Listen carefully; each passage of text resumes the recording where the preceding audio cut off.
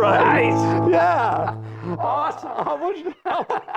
We couldn't have planned it. Are we in a band together? We must have worked that out. You know what? We did play together once, right? We did War Pigs together from start to finish and played the solo in unison, if I remember. Oh, yeah, we did something. Oh, that's right. That was We Roy did do Boy's something. birthday. Hey, everybody.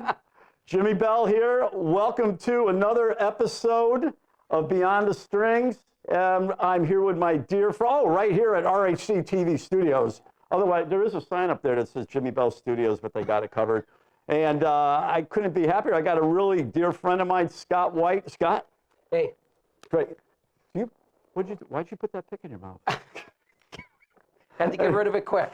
Anyways, he's a phenomenal player. His band's list, his career and everything is absolutely incredible. Hazard County. Hazard County. Yeah, so I knew I was going to mess it up. Yep. See, because I had it in my mind. Everybody does. Everybody does. Hazard County's an incredible country band. Monster players and that's really like his main thing. And of course, we have the Metal Project, which we played together before. Yes. Right? Yep, we actually did a Beyond Purple and we did Beyond Purple and Metal Project. I want to say twice, or maybe I think we did Wicked Gypsies one time with you guys. Oh yeah, yeah. Right? Oh yeah, we did do Wicked So Gypsies. we've done several of those shows, and we only do like 2 or 3 shows a year for Metal Project. And what the best thing about when we do Metal Project is I go up and sabotage Scott's amp because he plays so good that I wanted to. I unplug it, and he thinks he's having problems with his pedals. He's stepping around or whatever. Yeah. I'm a real bastard. Well, you know, the competition, it's brutal heavy. out there. But no, it's a real honor. Oh, tell me about your original project. Yeah, so my original band is the Mercury Seed. Yep, the Mercury Seed, and we are about to release our 7th record in April or May. Yeah, band started in '99, but I didn't really get involved with them. I got involved with them in 2006 as a producer. Okay, and I tracked some background vocals for them. And slowly over the next record or so, I sort of fell into the band. And did you start putting some of your things on it in the studio? A little bit of guitar. The guitar player that actually brought me into the fold, he's the one who called me and said, hey, we need some help on this record. He ended up leaving the band, and I already knew all the stuff. So that made sense. Just slipped right in. No, it's perfect. And now we're on the eve of releasing our new record. What type of music is it? So it's straight up rock and roll. So we take a little bit from Aerosmith, we take a little bit from Black Crowes. We take, I love that. Do you do any open tunings? We do. You do? We do. So on the what last... is an open tuning, everybody's asking? This is one of the things. What's an open... Yeah. So open tuning is so a lot of times what we do, I'll do it real quick because I have a guitar, I could do it. My favorite open tuning is what you would do, Rolling Stones, which would be Keith Richards, the open G. Yes. So basically, you're taking your A string and going down to a G. There you go. And then you actually take your E's. I won't do the low E because I'll never get it back. There it is.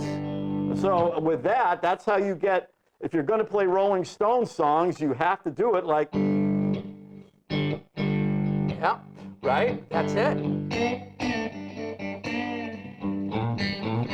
That's it. Yeah. That's the lick right there.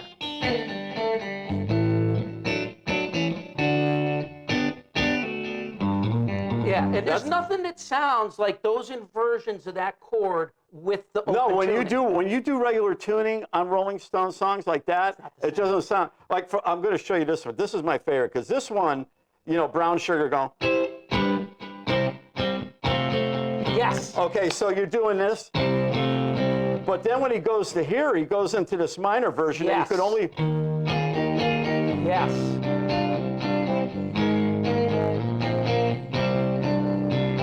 Yeah, you could never do that. You can't get the bass note and that. Right, it just doesn't work. Now let me see if I can tune back up. So I also have to tell you, so on our last record, our lead-off song, Cat on a High Wire, was open G. Yeah. The riff is like unmistakable open G.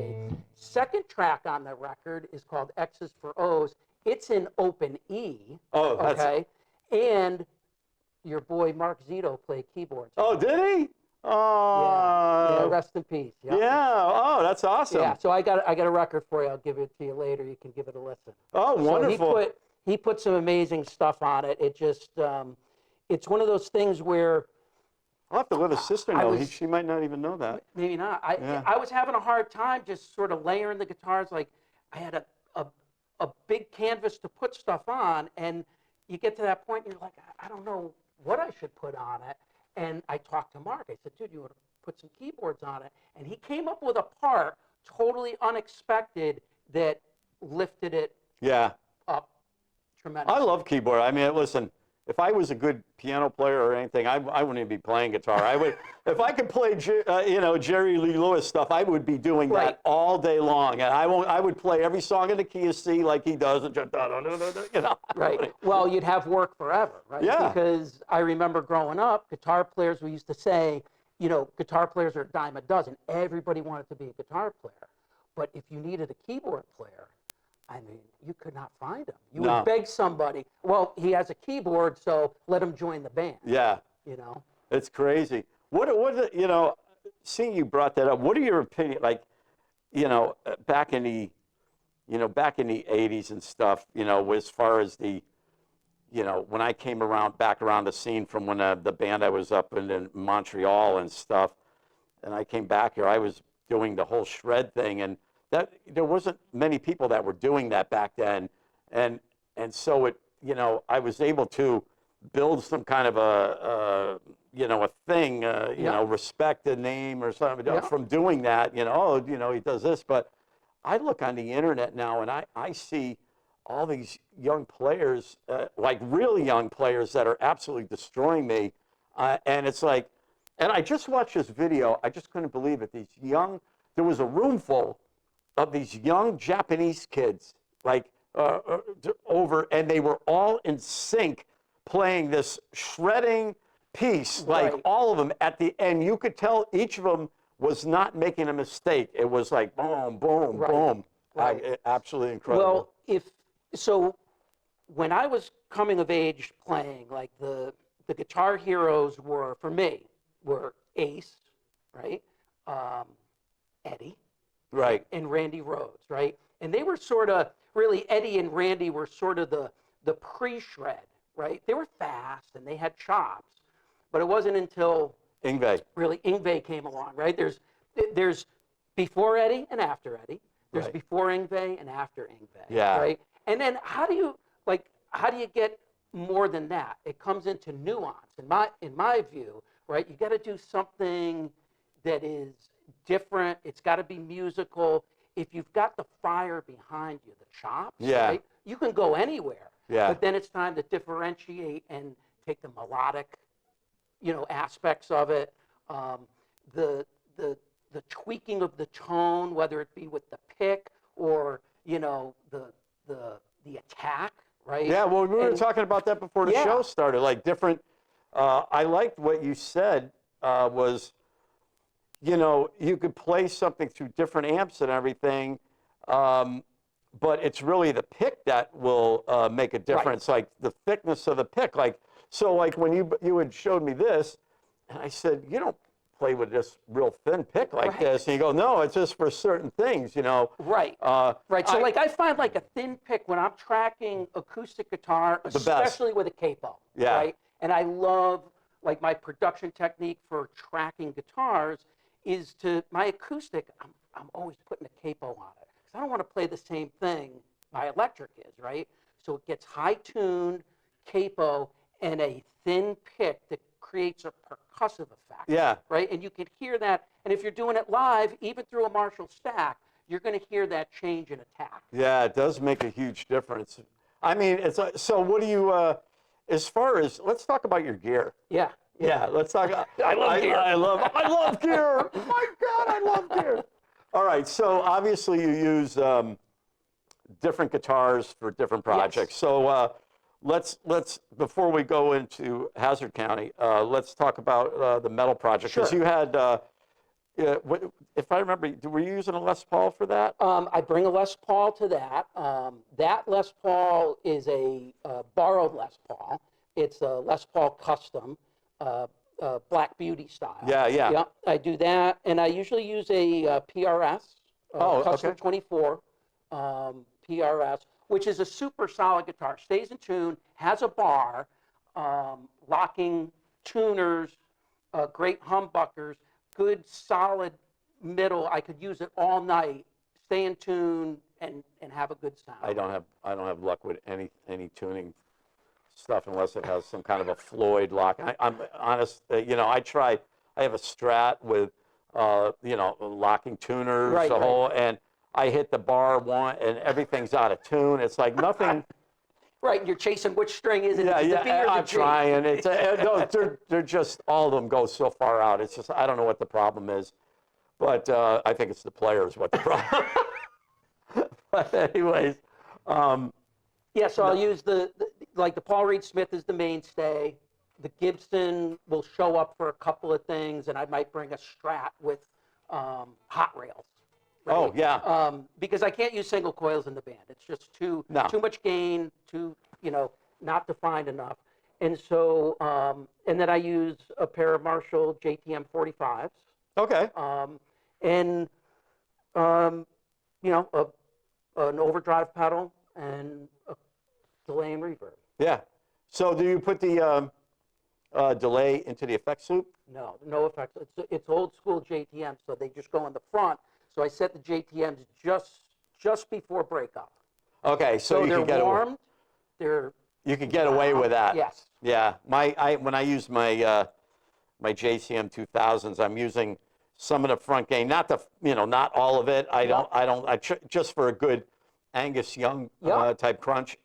But if I try to put the delay in the front, forget it. Right. It's the old. Gets all like you can't adjust clanky. it. No matter what you do. What about Mercury Seed? So Mercury Seed, I can definitely use the JTMs for that. Much lower gain for that band. I'm never really playing clean, but it's like sort of AC/DC level, and then for solos, boost it up to a Joe Perry, Brad Whitford kind of cool. level. But I'll use that or my rig for Hazard County, which is basically a Nobles overdrive or an OCD overdrive with matchless 212, which is like a Vox AC30. Okay. So Do you with that band, your original the original project Mercury Seed, are you doing any slide work? I do a little bit, and it's not slide like Dwayne Allman. Oh no, it's like just more rhythmic slide to give it that flavor, because articulating the real slide parts live are a challenge for me. Oh yeah, I'm a train.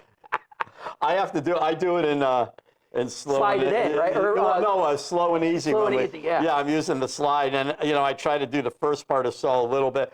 So I figured out a couple little safe passages with the slide that sound okay. This is good, but I mean, it's not like Derek Trucks or by any means. It's just like I'm just trying to. I'm trying to stay in tune, because you get a lot of people don't even realize that when you play slide guitar, you have to play on the fret. Right. It's not like playing a note where you play in the middle of the fret. You're playing on the the fret past it, and honestly, that gets to be a nightmare. It is. Your vibrato is different. Everything about it, the whole approach is different. And if you set up your guitar to play fast, right? Yeah. Now you got low action, and you're just with the slide on the frets because it's so low, right? So it's not an easy task. No. Right? And when you look at a Derek Trucks is one of my favorite players, slide or otherwise. Yeah. He's such a master with that control. My slide playing would be probably a little bit closer to like a Joe Walsh. Yeah. Kinda, and I grew up on learning from Joe Walsh. Oh, you did? Oh, well, I mean, growing up in that era, like that's, Joe Walsh spoke to me. And, Jen and I have been to the Eagles a few I'm times. I'm very disappointed you didn't bring Jen. Matter of fact, I was gonna, when I didn't see her here, I was canceling the show.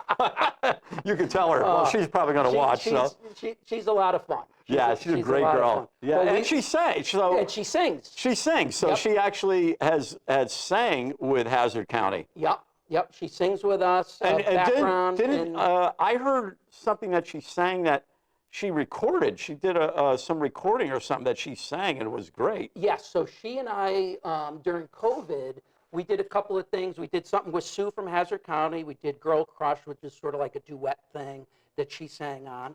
We did, Jen and I did our own little country song.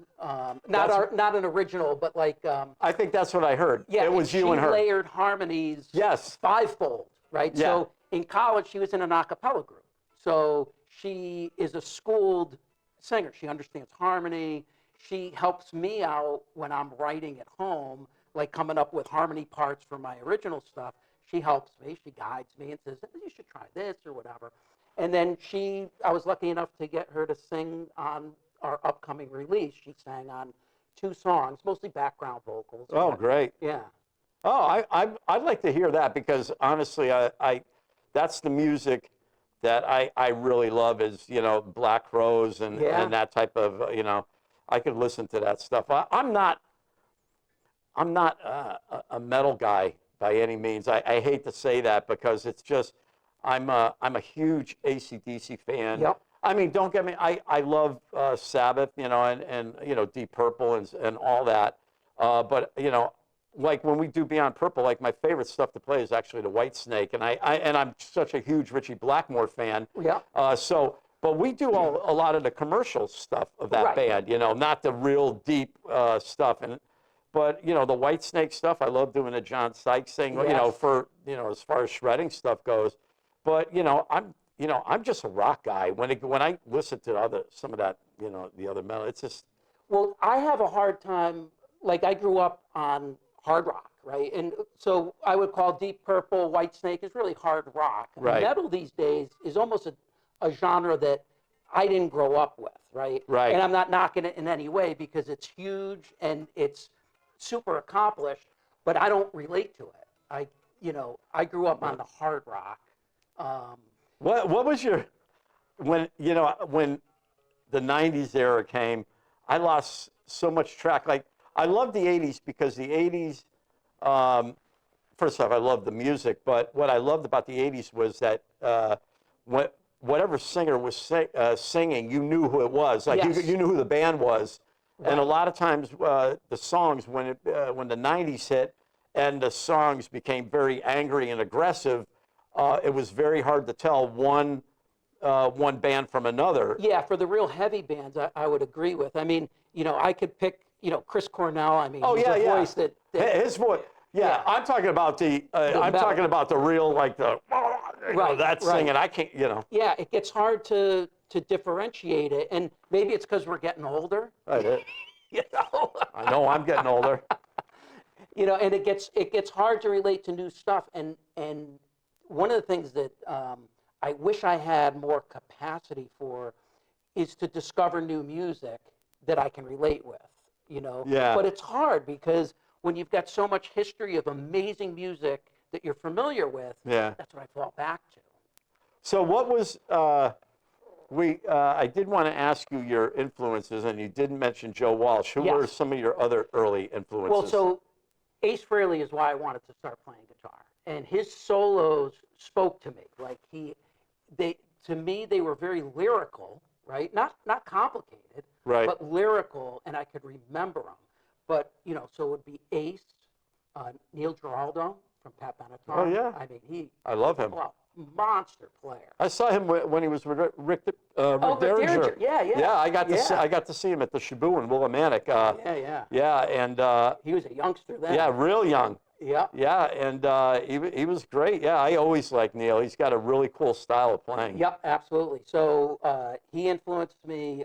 Of course, Joe Walsh, and like I said, when Jen and I have gone out to see the Eagles in Vegas, we've been out a couple of times, and I hear Joe Walsh, and I'm like, oh, that's where I stole that lick.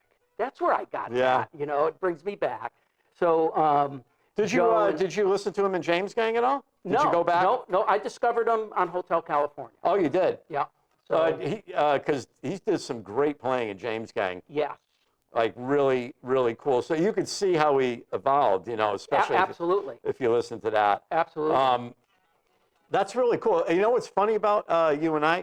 We actually have totally different influences.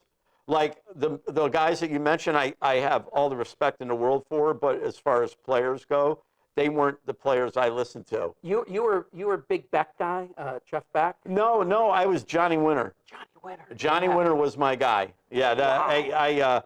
Johnny was the first guy, and I even loved, like, I know people used to mock me for it back in the day, but I loved Grand Funk. I thought Mark Farner was great. Yeah. And I was always after a different thing when I first started. When I first picked up the guitar, the thing that caught my ear was all the fast players, believe it, like you couldn't guess that. But I mean, that's what really, like Johnny Winter was, even though he was a blues guy, he had a lot of fast chops, so that's what really caught my ear. And then someone turned me on to Richie Blackmore, and then of course I started going, oh my God, listen to Highway Star and Lazy. Yes. And then, I heard all these other players, and then all of a sudden I heard Al Di Meola and John McLaughlin, and I'm hearing that style of picking, and I'm going, okay, I know what I have to do here. But my playing is I'm not a neoclassical player at all. I don't play, I know how to play harmonic minor scales and those, diminishings and everything, but it's nothing that I use in my playing. All my fast chops that I do are all pentatonic with flatted fifths and everything, all those runs. And it's, a little bit of chromaticism. Yeah, exactly. Yeah. And I can definitely hear the Al Di Meola in you. And Al was, I wouldn't say he was a big influence. I had, I guess, what was the record? Casino. And then he had the live one, Elegant Gypsy. Yeah. And those records really spoke to me because of the harmonic content, right? Having a little bit of a Latin influence with the rock and the jazz. Like I always knew that I could not get to the level of shred that would set me apart from other players, right? So I had to discover ways to be different, and I learned melodic ideas and different strong structure ideas, things that would take my playing and get it noticed because I didn't have the chops. I get what you're saying. Yeah. And Al Di Meola was an influence on that with the harmonic minor and with some of the Latin influence, and that was big for me. The Casino album, I like that you mentioned that, because that to me is, Elegant Gypsy's got that Race to the Devil. On the Spanish Highway. Yeah. Awesome. I mean, that's just incredible. Wow. And of course, the first one, Land of the Midnight Sun, has the duet with Paco. Paco de Lucia, and but the real that Casino album, there's so much great stuff on that record. Yeah. And his whole technique really impressed me, because he was the first person that with the the muting. Yes. Just really amazing control, right? Because he could go from solidly picked sustained notes to muted notes, but it was all picked. Like he did very little legato. No, he didn't. Yeah, he didn't do it. And I heard that the story how he developed that, well, he called it the mutola, is that he had to practice quietly, not to wake his parents. He practiced so much so that he would, would do things like that. Yeah. Pretty funny. Gigs, what do you got?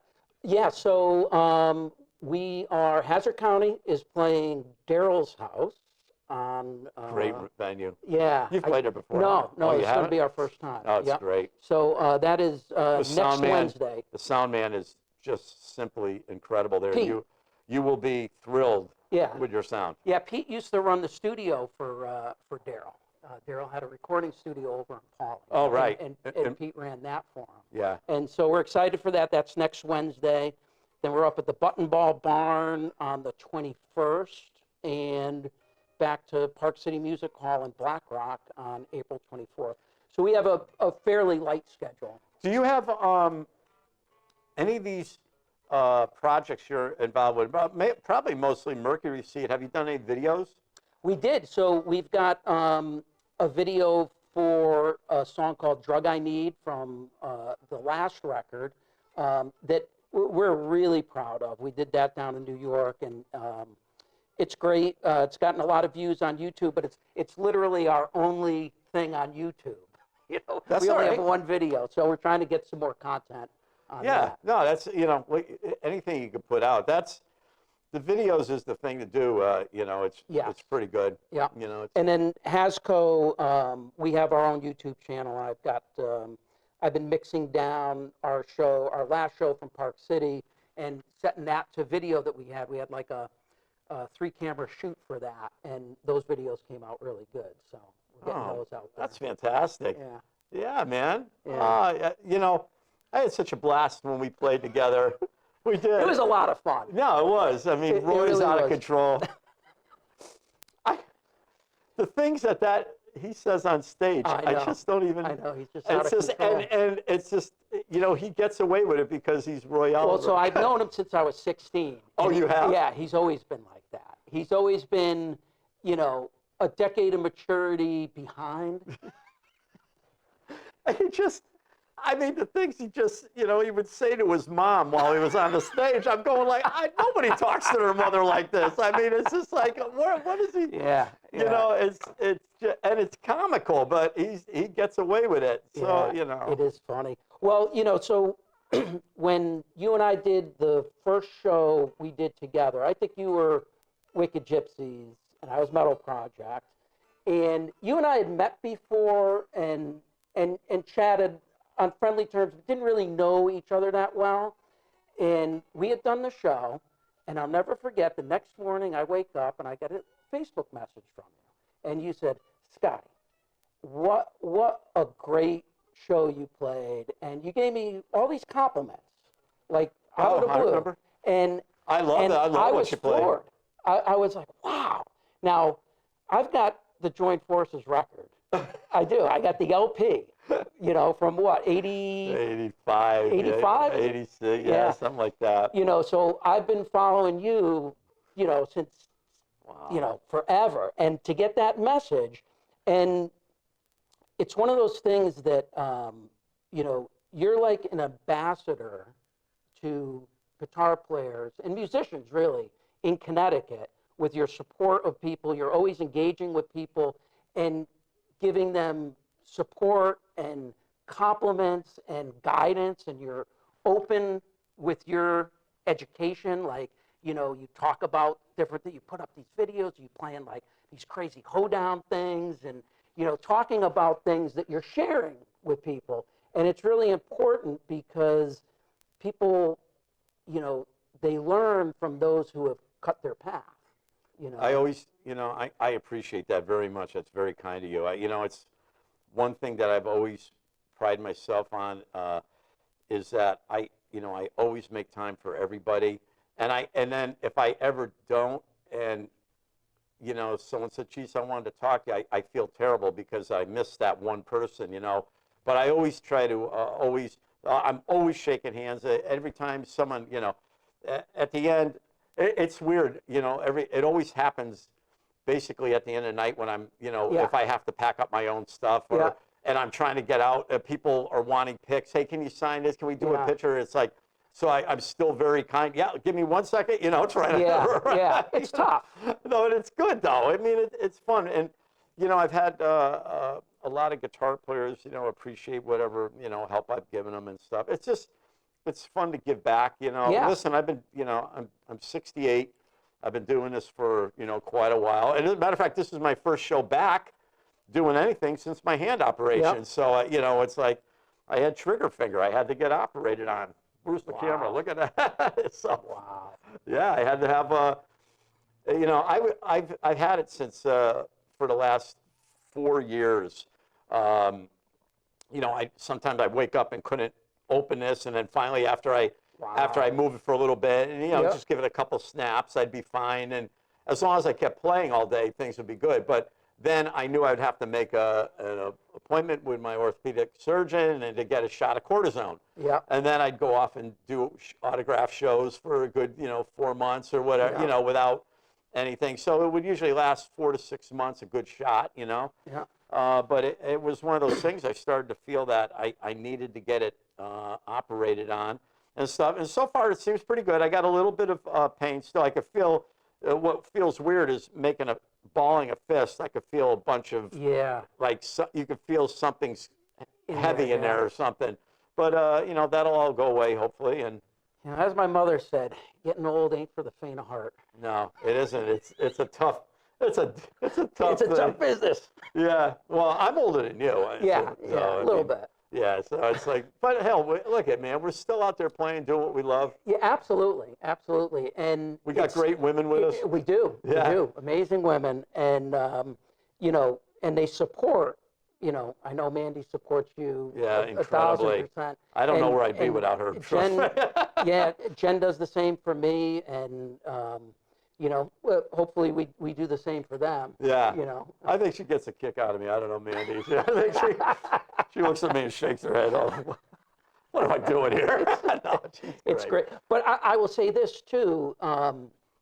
Music is a wonderful thing to be able to still create at our ages, right? Yeah. Because our parents' generation, they worked because they had to, and when they were done working, that was it. There was no, they didn't want to go back to the factory or go back to the admin job or whatever they were doing, right? But when we're done playing, we want to pick up the guitar the next day. Yeah. And keep working, maybe work on something else. Yeah. So it's a gift. You know what? I'll tell you this before we close. I had I'm kind of mental about guitar playing, so I'm not wired right. I would play a night, and in my mind, I thought I played terrible, and it would bug me so bad. And this was, early on, that I would go home and then go downstairs in the basement and practice after the gig to try and figure out what I was doing wrong. I would stay up to all hours, getting home, and that's when clubs were open at 1:30. Right. You wouldn't get home till 2:30 or whatever. I'd go in that basement and I'd start playing, trying to figure out what's wrong. What am I doing? That's right. How obsessed I am about it. So any little thing, believe me, even just to get this done was freaking me out so bad because it could go either way. And I had busted this hand before. Oh, really? Yeah, the same sir. Back in 1995, I had popped the wall. I wasn't, I was feeling a little good. It was a rough time. Yeah, I decided I was going to be cool. I punched the wall, thinking I'm going to put a hole in the sheetrock.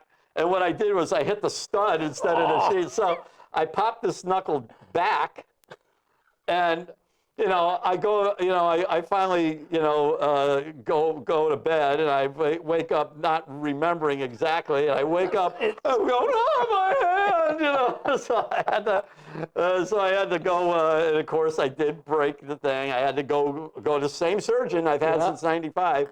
I went to him. He took me in on an emergency. He sat me in this chair. He says, okay, hold on. So I held on. He took my hand and went, pop, he pulled the knuckle back in, wrapped it in a half cast. So I had these two fingers wrapped, and I had these two fingers. I still practiced with these two fingers. I'm going, doing stuff like that. Oh, that's awesome. But so anything to do with this hand, but it figures all the things I've had go wrong were with this hand, and it's like, if it was this hand, I wouldn't even care. I wouldn't even have the operation because it's like, But anyways, Scott, thank you for coming all the way up. I love you, man. You're awesome. You too, man. Thank you. It's great. Yeah, Scott White, folks, he's absolutely amazing. Check out Hazard County because, honest to God, they are an incredible country band. Look for Mercury Seat, and hopefully we'll play another show together with the Metal Project. Yeah, it'd be great. Everybody, awesome. Jimi Bell here. Thank you for watching, and we'll see you next time.